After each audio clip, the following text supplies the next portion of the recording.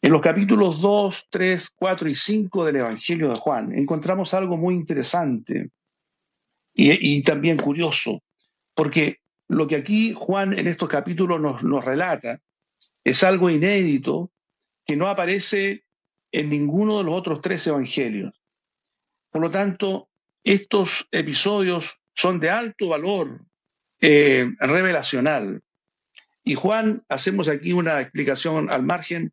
Juan, el Evangelio de Juan se caracteriza porque enfatiza el comienzo del ministerio del Señor, este primer año que los otros evangelistas no registran, y los últimos eventos del ministerio del Señor. Es decir, Juan toma lo primero y lo último, que es precisamente aquello que los otros evangelistas no tocan. Ahora, en estos primeros capítulos de Juan, entonces, encontramos algunos hechos que son altamente significativos. Hay dos hechos, uno, lo que ocurre en la boda de Caná, la purificación del templo, y luego el encuentro del Señor Jesús con cuatro personajes que son representativos, diríamos representativos de la humanidad entera.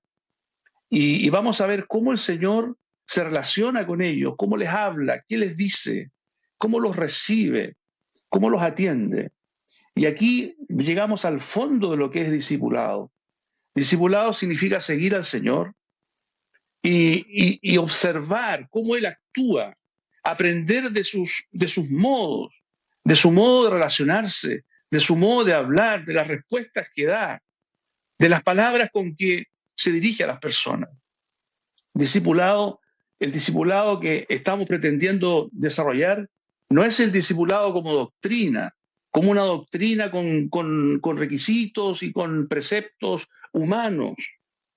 Lo que nosotros pretendemos hacer en estos programas es simplemente observar al Señor, cómo Él actúa, cómo Él hace, cómo Él es, y de eso aprender y ser discípulo.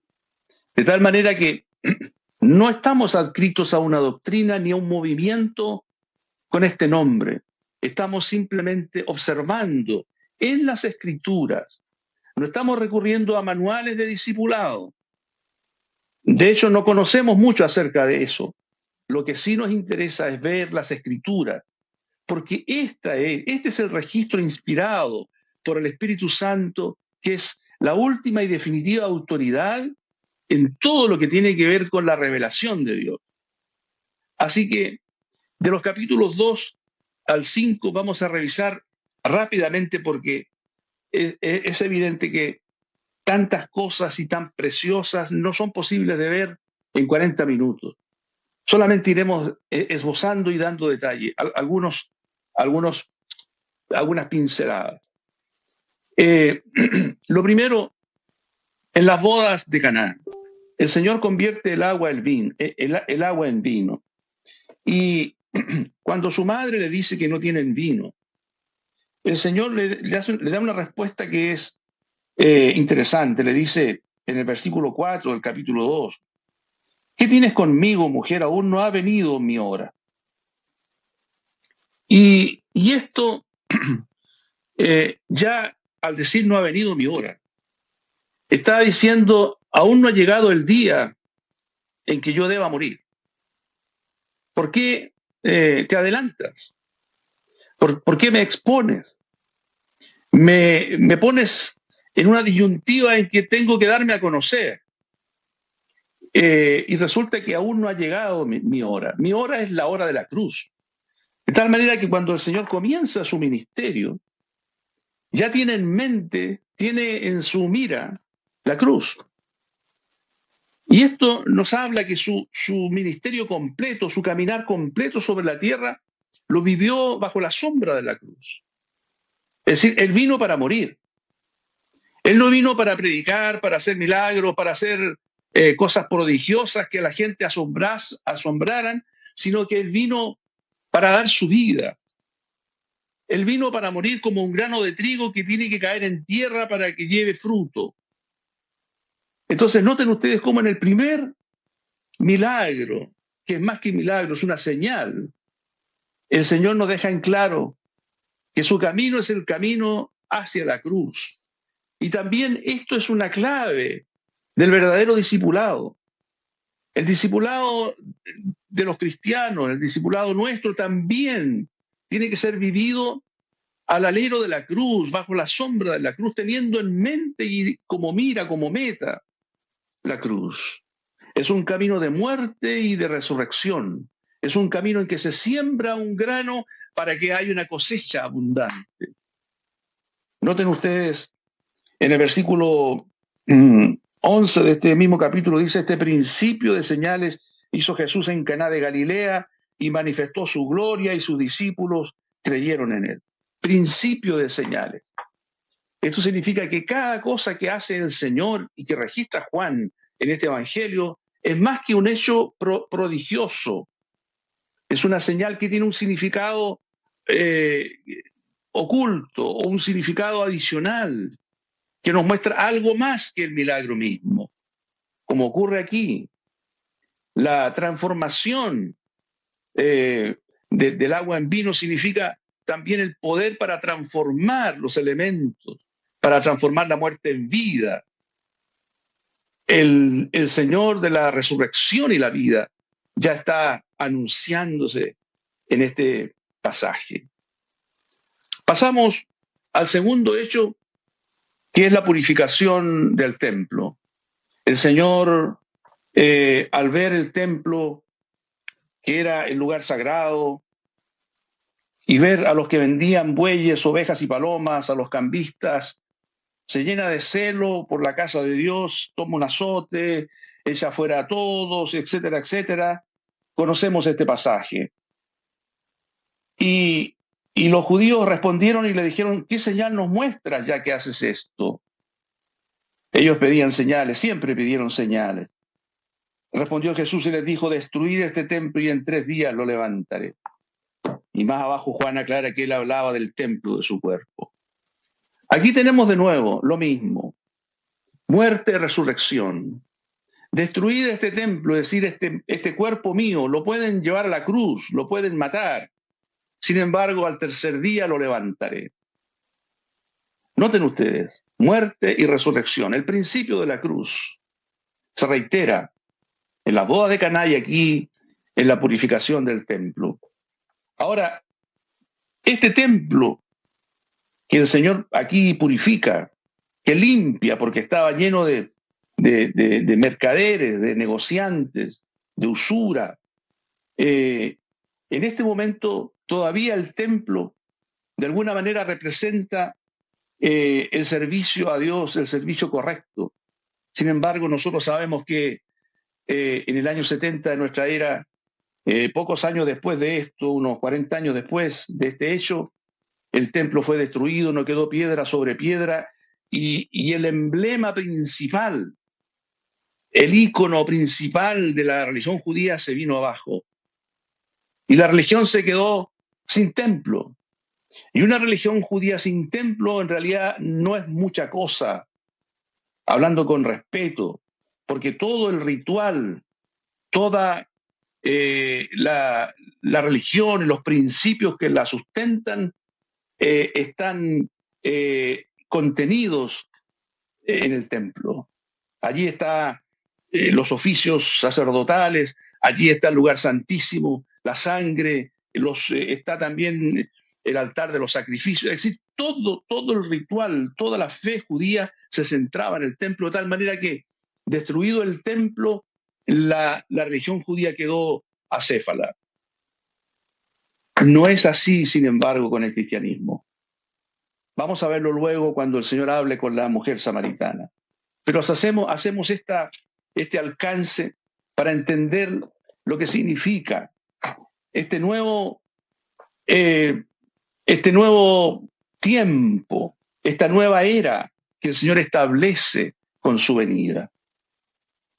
Enseguida tenemos el primero de estos 4 encuentros del Señor con personas específicas. Y el primero es Nicodemo, capítulo 3 de Juan. Curiosamente, Nicodemo era un hombre importante, era miembro del Sanedrín, era un maestro de la religión judía, un hombre respetado. Aparece 3 veces en el Nuevo Testamento, en los Evangelios. Aparece defendiendo al Señor en el Sanedrín un poco más adelante y aparece al final ungiendo su cuerpo después que fue crucificado. Era un hombre correcto, un hombre bueno, era un hombre bien intencionado. Tenía cierta luz de Dios porque aquí dice que cuando él vino al Señor de noche le dice, Rabí, sabemos que has venido de Dios como maestro, porque nadie puede hacer estas señales que tú haces si no está Dios con él. O sea, alguna luz tenía Nicodemo al verlo purificar el templo y tal vez algunos otros hechos que no se mencionan en el Evangelio. Él podía sospechar, podía barruntar que este profeta, este joven profeta Galileo, que llegaba a Jerusalén con tanta fuerza, con tanta autoridad y hacía este tipo de cosas, sabía que él venía de Dios. Dios estaba con él, de alguna manera. Bueno, cuando llega el Señor lo recibe, sin embargo, de una manera un poco fuerte, porque le dice, lo primero que le dice, sin rodeos, de cierto te digo, que el que no naciere de nuevo no puede ver el reino de Dios. Este nacer de nuevo también se puede interpretar o traducir como nacer de lo alto. Hay un nacimiento de carne y sangre, hay un nacimiento de lo alto o de nuevo que es del espíritu, porque lo que es carne, carne es, dice luego, y lo que es del espíritu, espíritu es.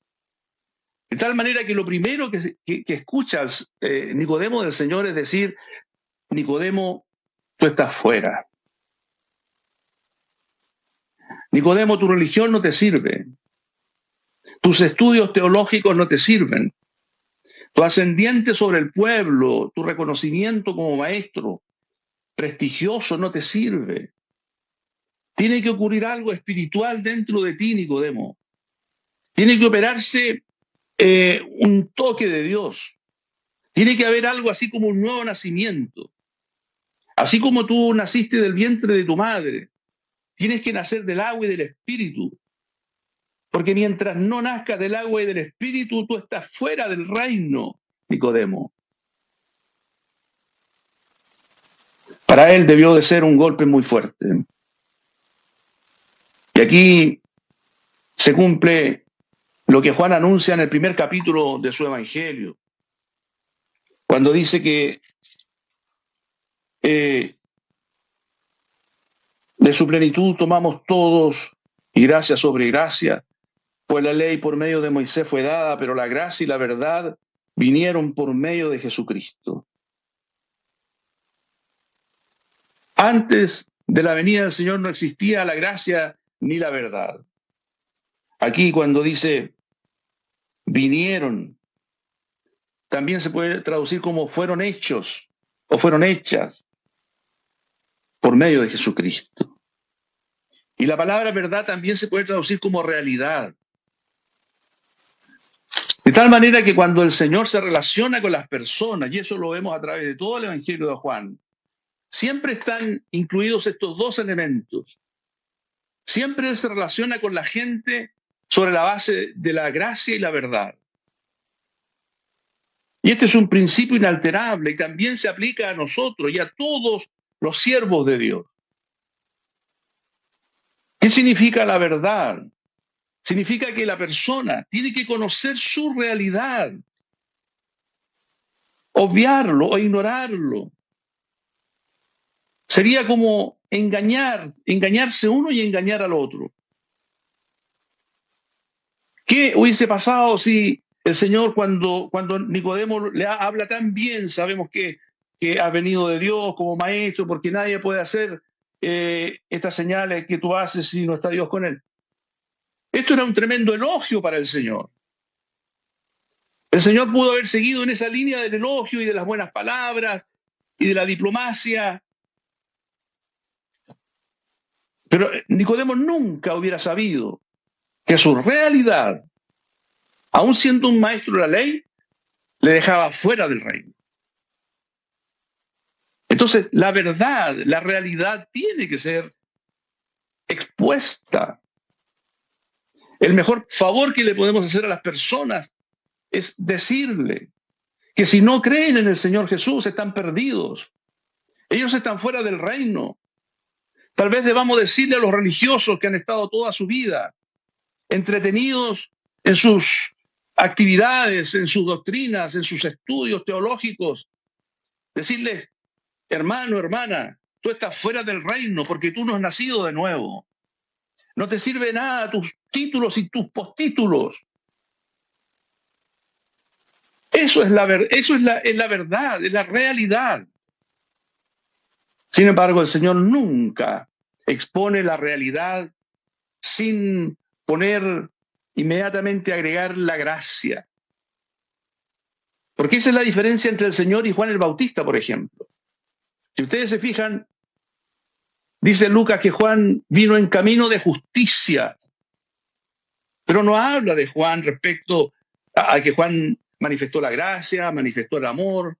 Vino en camino de justicia, es decir, como un hombre justo que demandaba justicia, que a los soldados les hacía ver que ellos debían conformarse con su sueldo, que estos otros debían hacer así y así. Juan predicaba un mensaje de justicia y proclamaba juicio y anunciaba condenación y castigo. El Señor Jesucristo, en cambio, nos muestra nuestra realidad, pero enseguida nos muestra la solución de Dios, la gracia, el amor, la mano extendida de Dios para levantar al hombre que es así desnudado y puesto en evidencia. Entonces, cuando Nicodemo se encuentra con esa terrible realidad, él está fuera del reino. Entonces, el Señor le muestra la gracia y le dice en el versículo 13 y 14, nadie subió al cielo sino el que descendió del cielo. O sea, Nicodemo, tú no puedes subir al cielo. Nadie puede subir al cielo. Así que no te sientas tan mal. Tú no eres el único que no puede subir al cielo. No eres el único que no puede entrar al reino. Nadie en realidad entra al reino, Nicodemo. Ni tú ni nadie, porque nadie puede subir al cielo, sino el que descendió del cielo, el Hijo del Hombre que está en el cielo. Y como Moisés levantó la serpiente en el desierto, así es necesario que el Hijo del Hombre sea levantado para que todo aquel que en él cree no se pierda, mas tenga vida eterna. Nicodemo, lo único que tienes que hacer es una cosa muy simple, muchísimo más simple que estudiar y aprender tus libros de teología. Mira al que está pendiendo de la cruz. Mira al Cordero de Dios crucificado allí. Mira su sangre derramada. Es todo lo que tienes que hacer, Nicodemo. Entonces, la gracia de Dios se muestra en que siendo cualquiera que sea nuestra condición, hay una solución en Dios, hay una respuesta en Dios. Él proveyó todo lo necesario, de modo que para nosotros todo es gratis, por usar una palabra de uso común, aunque la salvación no es gratis para Dios, no fue gratis para el Señor.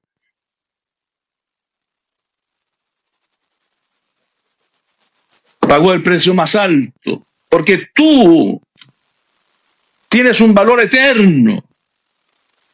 Dios tasó en tan alto valor tu alma, que Él decidió que era necesario morir, y que morir no era un precio excesivo. Él lo consideró un precio, diríamos, razonable y que él podía pagar. Nicodemo, la gracia y la verdad van entremezcladas. Una forma de ilustrarlo, imaginémonos cuando se le hace una trenza a una pequeña, la madre le hace una trenza a una niña, a su hija, 2 trencitas. 2 manojos de cabello y los va trenzando. Imaginémonos un manojo de cabello de un color, otro de otro color. Y hace la trenza y va entremezclando los 2 gajos de pelo y queda una hermosa trenza bicolor, la gracia y la verdad, entretejidas hermosamente. Así hace Dios con todos los hombres. ¿Cuántas veces lo ha hecho con nosotros? ¿Cuántas veces lo ha hecho contigo? De pronto tú te sientes el cristiano mejor de todos, un cristiano intachable, un cristiano que puede servir, que puede agradar a Dios, y de pronto el Señor te muestra tu realidad y te quedas espantado y te caes y te deprimes y dices yo no sirvo para nada y quieres renunciar.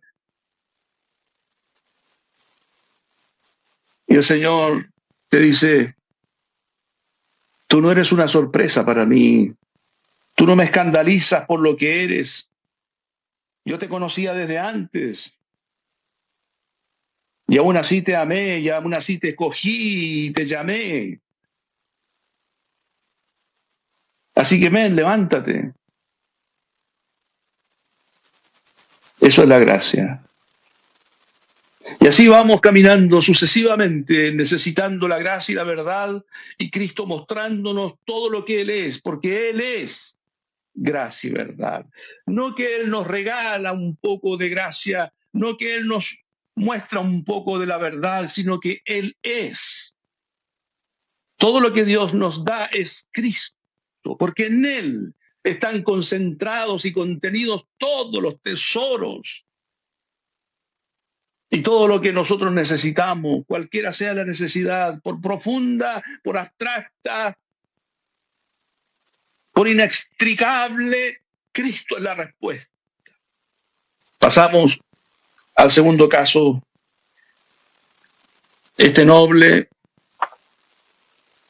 La mujer samaritana. Una mujer samaritana significaba que era una mujer de una raza híbrida. Los samaritanos eran una mezcla de judío y gentil, porque en esa zona por siglos atrás se habían asentado tribus de otros reinos gentiles que habían tomado el control de esa zona, de tal manera que ahí en los tiempos del Señor había una mezcla de razas. Fíjense ustedes el orden que lleva el Evangelio. Nicodemo era un judío de cepa. Ahora tenemos una mujer samaritana, menospreciada por lo mismo, por esta mezcla racial. Y el Señor le propone una transacción. Fíjense ustedes. El Señor le pide agua. Dame de beber, le dice. Y luego, poco más abajo, le dice, yo te daré agua viva. Dame agua para beber y yo te daré agua viva. De un plano físico a un plano espiritual. Lo que la mujer tenía que entregarle al Señor era su alma. Esta alma inquieta que ella tenía, insatisfecha. La insatisfacción de la mujer era evidente, lo sabemos por las palabras del Señor hacia ella. El Señor, sabiendo esa insatisfacción, esa promiscuidad en que ella había caído, ella le ofrece el agua viva para que no tenga nunca más sed. Y aquí nos sugiere que la sed significa esa sed del alma, más que la sed física, la sed del alma, que anhela los placeres, que anhela las realizaciones, la concreción de los sueños, ambiciones, algunas de ellas secretas. Todo eso el Señor le pide a la mujer. Dame todo eso que tú tienes en tu alma insatisfecha, y yo te daré el agua viva, y nunca más tendrás sed. Entonces, noten ustedes, para que se produzca este encuentro el Señor tuvo que pasar por Samaria. El Señor fue al pozo de Jacob, a este lugar que se llamaba Sicar.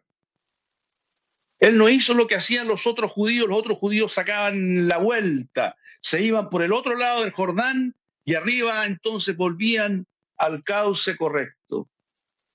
El Señor no dio la vuelta, no evadió.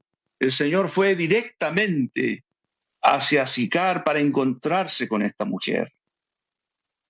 ¿Cuántos prejuicios rompió el Señor? ¿Cuántos moldes quebró? Al punto que aún los discípulos se anduvieron escandalizando al ver que hablaba con una mujer, y más encima una mujer samaritana. Entonces, el Señor va, el Señor camina. El Señor no se queda sentado esperando que vengan a Él, aunque tiene toda la autoridad para reclamar eso. Es Él el que va. Nicodemo vino al Señor, en cambio el Señor va a la mujer. Podemos ver las sutilezas. El Señor conoce el carácter de cada uno de nosotros. Cuando tú eres tan tímido que no puedes acercarte, que no sabes, que no te atreves, el Señor se acercará a ti de una manera tierna y delicada, porque tú no sabes acercarte. Sin embargo, hay otro que es impetuoso, que tiene una personalidad fuerte, que es un batallador, un luchador. Él se abrirá pasos, a codazos o a como sea, para llegar hasta el maestro. Como hubo casos, hubo otra mujer, en medio de la muchedumbre se abrió paso para llegar y tocar el borde del manto del Señor. Aquí no. La mujer no tenía esa personalidad. Era una mujer que tenía complejos por su condición. Al parecer ella va al pozo en una hora que las otras mujeres no van. Era mediodía. Temía encontrarse con otras personas. El Señor se acerca a ella y ella tiene el privilegio más grande que ser humano puede tener jamás. Ella conoció al Señor como verdaderamente quién era: el Cristo. Ni reyes, ni príncipes, ni sabios tuvieron ese privilegio. El privilegio de esta mujer, conocer a Jesús como el Mesías. De tal manera que no hay discriminación, no hay persona de segunda clase para el Señor. El Señor no se escandaliza con tu condición o con tu pecado o con tu forma de vida. El Señor nunca se va a escandalizar de nadie. Y este es un ejemplo para nosotros los que seguimos a Cristo. Nosotros no podemos escandalizarnos de los pecados de los demás. Porque tú nunca vas a conocer la hondura a la que puede llegar un hombre pecador o una mujer pecadora. Pero cual sea esa hondura y cual sea la gravedad de los pecados, la condición deficitaria del hombre o de la mujer, el Señor es tan poderoso y su brazo tan largo que lo va a alcanzar y lo va a levantar. Tenlo por seguro.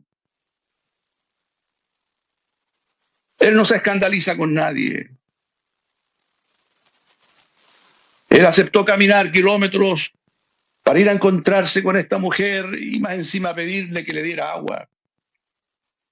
¡Qué humildad! Y luego hay más. El Señor le muestra a la mujer una cosa muy interesante. Le dice, cuando la mujer le dice que cuando venga el Mesías, entonces Él le va a enseñar. Y Jesús le enseña algo acerca de la verdadera adoración. La mujer estaba pensando en un lugar de adoración. En este monte o en Jerusalén, el monte Gerizim, o Jerusalén, el templo, los lugares de adoración. Ella lo tenía claro. El Señor le derriba ese mito. No hay lugares de adoración, le dice. Ni aquí ni allá. Llegará la hora en que la adoración no consistirá en un lugar, consistirá en una actitud del corazón. Adorar en espíritu y en verdad. Eso es lo que cuenta para Dios, ya no lugares de adoración. El Señor estaba previendo el día en que el templo de Jerusalén iba a ser derribado. Por lo tanto, su mirada va más allá. No más templos como lugares de adoración. Lo que el Padre busca es un corazón verdadero, genuino. Desde allí va a surgir la adoración que el Padre busca. Esto lo dijo el Señor a la mujer samaritana hace 2000 años. Sin embargo, a pesar de estos 2000 años, todavía seguimos pensando en términos de lugares de adoración, al estilo judío. Los judíos tenían que ir a Jerusalén, al templo, 3 veces al año, por lo menos, vivieran donde vivieran. Aunque fueran en el extremo norte o en el extremo sur del país, tenían que viajar a Jerusalén, porque ese era el lugar de la adoración. El Señor dijo a la mujer samaritana, no más. Esta es una enseñanza tan importante que si nosotros no nos sacamos de la mente el error y el modelo judaico, todavía vamos a pensar, todavía vamos a seguir creyendo que tenemos que ir a un determinado lugar para adorar a Dios. Y ese lugar lo vamos a hermosear y lo vamos a colorear y lo vamos a adornar y le vamos a llamar casa de Dios. ¿Qué es la casa de Dios, hermanos y hermanas? La casa de Dios no es un templo físico, ya lo dijo Esteban. Dios no habita en templos hechos por manos humanas. La casa de Dios es la iglesia. Somos tú y yo reunidos en el nombre de Jesús, debajo de un árbol, a la orilla de un río, en una casa particular, en una sede social, en un gimnasio, en una cancha al aire libre, en un lugar campestre, donde están los cristianos, los hermanos reunidos. Eso es casa de Dios. Ahí Dios habita, ahí Dios encuentra contentamiento en el seno de esa comunidad. De tal manera que aquí, cuando Él habla con la mujer samaritana, Él tiene la oportunidad de enseñarle asuntos trascendentales para la fe. Y que como discípulos tenemos que tener claro desde el principio. Avancemos. Luego tenemos el encuentro del Señor con este noble. Era un oficial del rey. No era un rey judío, era porque los judíos no tenían rey en ese momento, era Herodes. Este hombre, este Herodes, al cual el Señor no quiso responder palabra, que conoció después, que ignoró, era un hombre malvado. Bueno, un oficial de ese rey era el que tenía el problema del hijo enfermo. Y el Señor no lo desechó, no lo evadió, pero sí le dijo, ve, tu hijo vive. Y dice la Escritura que el hombre creyó a la palabra que Jesús le dijo y se fue. Noten ustedes qué significativo es esto, porque es una señal también, no es solo un milagro. Este hombre era gentil. Vean cómo va ampliándose el círculo. Primero un judío, Nicodemo, luego una mujer samaritana, mezclada, híbrida, luego un gentil. Siguiendo el mismo ordenamiento que el Señor le dio a los discípulos en Hechos. Jerusalén, Judea, Samaria y hasta lo último de la tierra. Aquí tenemos hasta lo último de la tierra, por decirlo así, un gentil. ¿Y cómo recibe este gentil un milagro del Señor? Por fe. ¿No les parece familiar esto? Cuando Pablo realiza su ministerio a los gentiles, ¿qué es lo que enfatiza Pablo? ¿Cuál es el acceso a la salvación? ¿Cuál es la puerta de entrada? Es la fe. Ya no hay templo, ya no hay méritos, ya no hay la elección de un pueblo especial, no hay nada de eso. Nada de lo cual un judío pueda gloriarse. Aquí no hay nada. Un gentil, un incircunciso, pero tiene algo que es la gloria, que es la llave para entrar a Dios, la fe. Así que este hombre noble nos muestra la clave para recibir al Señor Jesús y recibir sus bendiciones. Es la fe. Y esto nos alegra tremendamente. Este noble creyó. Y no hay prejuicios para el Señor. Un hombre rico seguramente. Hay muchos que creen que el Señor solamente tiene misericordia de los pobres y que los ricos están excluidos por causa de la palabra que el Señor le dijo al joven rico. Sin embargo, no hay ningún obstáculo para ningún hombre, sea cual sea su condición social, económica, cultural, racial. Los pobres en espíritu, sí, puede ser rico y tiene riquezas materiales y puede ser un hombre pobre de espíritu y eso te da una condición maravillosa para que Dios pueda actuar en tu vida.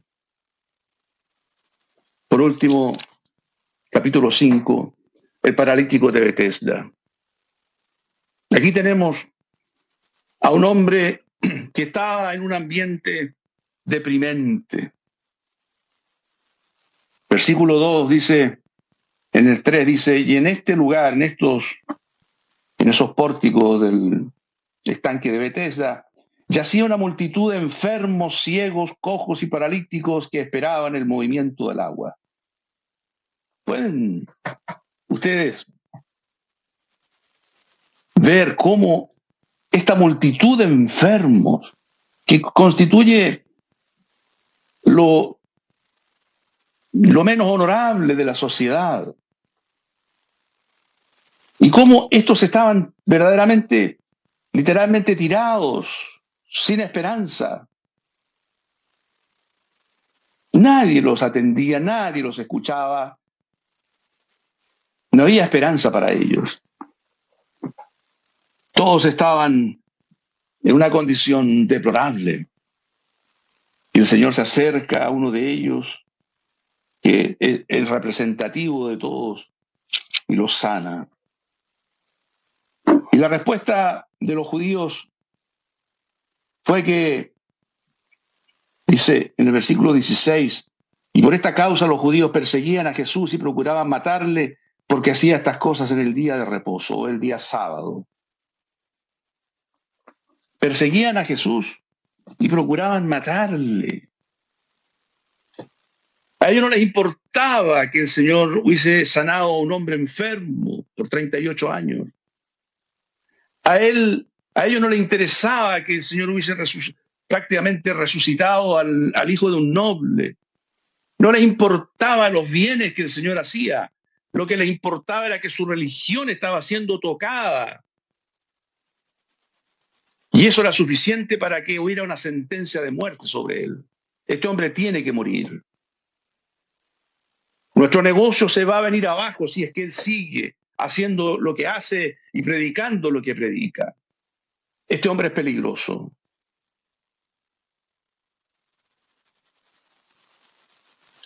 Y aquí, queridos amigos y amigas, nos encontramos con el tercer elemento de los que constituyen una religión. Una religión como la judía, por ejemplo, tenía tres elementos fundamentales. el templo, la Torá, la palabra, y el Talmud. Templo, Torá y Talmud. Las tres palabras empiezan con T para nosotros, en español. Y noten ustedes que esta religión judía tenía estos tres elementos. Y cualquiera de estos tres elementos que fuera tocado era una señal de descalificación, implicaba una sentencia de muerte para el que se atrevía a tocarlos. El templo de Jerusalén, ya dijimos, fue derribado. El Señor, que antes, por siglos, habitó en ese lugar, ya no habitó más. Por eso el Señor les dijo en un momento, vuestra casa es dejada desierta. Primero había dicho la casa de mi padre, ahora es vuestra casa. ¿Por qué? Porque a él lo habían rechazado. La casa ya no era más casa de Dios. Era una casa de comerciantes.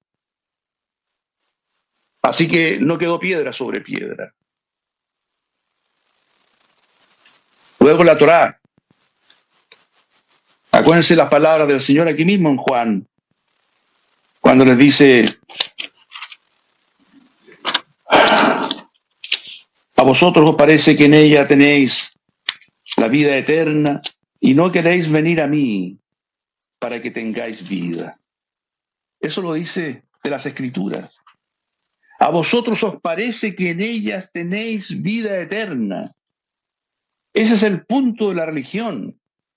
Ese es el problema de la religión, sea la religión judía o cualquier religión, incluso la religión cristiana. Pensar que en este libro está la vida. Dice, y no queréis venir a mí para tener vida. No nos confundamos. Este libro es la palabra de Dios. Es nuestra regla de fe y de conducta. Pero la vida de Dios está en el Hijo. El que tiene al Hijo tiene la vida. El que no tiene al Hijo de Dios no tiene la vida. No confundamos las cosas. De tal manera que tenemos que venir a Cristo, porque Él es el que nos da la vida. Él es el ungido, es el Hijo de Dios. Y por último, el Talmud, que aquí también está representado en todos estos mandamientos adicionales que los judíos tenían. En parte, el mandamiento sobre el sábado. Estaba establecido con lujo de detalle los kilómetros que se podía caminar, las cosas que se podían hacer y las que no se podían hacer, los lavamientos de manos, tantas cosas, infinidad de cosas, un libro gordo, lleno de tradiciones, de doctrinas. En eso se convirtió la religión judía y en eso también se puede convertir la religión cristiana, si es que no estamos atentos, si es que no tenemos los ojos ungidos para darnos cuenta. Tenemos que salir de esos lugares supuestamente sagrados donde Cristo no está, donde Cristo no es conocido ni importa. Lo que importa es su religión, sus tradiciones, sus nombres, sus costumbres.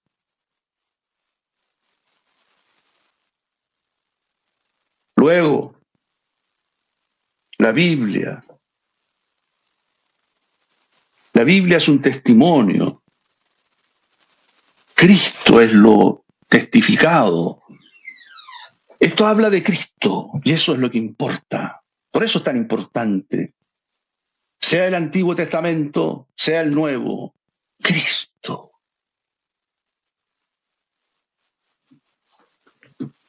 Y las tradiciones son elementos humanos que se han agregado a la revelación de Dios. De tal manera que podemos ver cómo a través de estos 4 ejemplos, tras 4 personas que se encuentran con Cristo, el Señor nos entrega poderosas enseñanzas y que tienen que ver directamente con el verdadero discipulado. Verdadero discipulado no es seguir una doctrina, una religión, una denominación, un hombre, sino seguir a Cristo. Seguimos a Cristo. Él es el Maestro, el único digno de ser seguido. Por lo tanto, miremoslo a Él, sigámoslo a Él, caminemos con Él, encomendémonos a Él. Esta es nuestra invitación esta mañana, esta tarde ya. Que el Señor nos guarde, encomendamos esta palabra al Espíritu Santo, oramos para que así sea. Amén. Que el Señor toque los corazones, que el Señor haga su palabra crecer y multiplicarse en el corazón de los que le aman. En el nombre de Jesús.